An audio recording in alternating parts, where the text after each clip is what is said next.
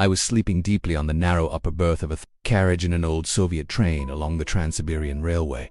When I woke up craving a stretch and a cigarette, as the train stopped at Krasnoyarsk station, I climbed down and made my way through the aisle, only to find myself stuck behind a noisy chain of about 40 Asians hauling suitcases and cardboard boxes into the carriage. They packed their things under seats and on racks with impressive speed and precision. I assumed they were villagers from northern China bringing goods from Russia. After my smoke, I boarded back. My seat opposite was now taken by a small Asian man in his late 40s or 50s, crouched barefoot in shorts. His huge suitcase blocked our table. Using gestures and my broken Mandarin, I asked him to place it up on the rack. He smiled faintly and together we lifted it. There was something truly bizarre about him and his group. Chinese people can feel foreign to us Westerners, but these folks seemed utterly otherworldly, timid yet deeply curious, peering around in silent stillness. I tried chatting with him using gestures and what little Mandarin I knew, but he didn't understand. The day passed slowly, as days do on endless train rides, and night eventually fell. I climbed to my berth, while he turned his seat below into a bed.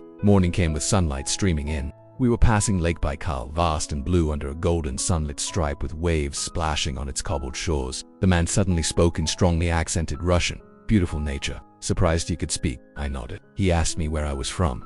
Greece, I said repeatedly. Zyla tried in Chinese, but he didn't get it until I showed him Greece on my phone's map. His eyes lit up. Then he told me, I am from North Korea. A fierce curiosity struck me. I'd never met a North Korean before, let alone on a Russian train. Over the next few days, across shifting time zones, we spoke using his tiny Korean-Russian notebook and my phone's Google Translate. He revealed there were North Korean workers sent under a secret agreement to work on Russian construction sites for months or years. They've labored 17 to 20 hours a day, 7 days a week, earning around $7 daily, half of which went straight to their government. Even so, he was glad, because at home they work for no money at all. He showed me a photo of his wife and 2 daughters under Kim Jong-un's portrait. Families like his are held as pawns to prevent escape. Even if they ran away, they'd be arrested, unable to speak Russian or navigate life outside. There was also always a snitch among them to report any reactionary behavior back to secret police in Pune. One evening I spoke with a girl who'd boarded.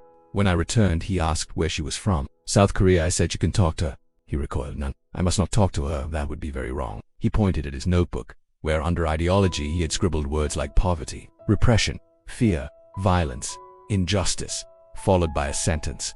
You must help. Your country must help. The world must help.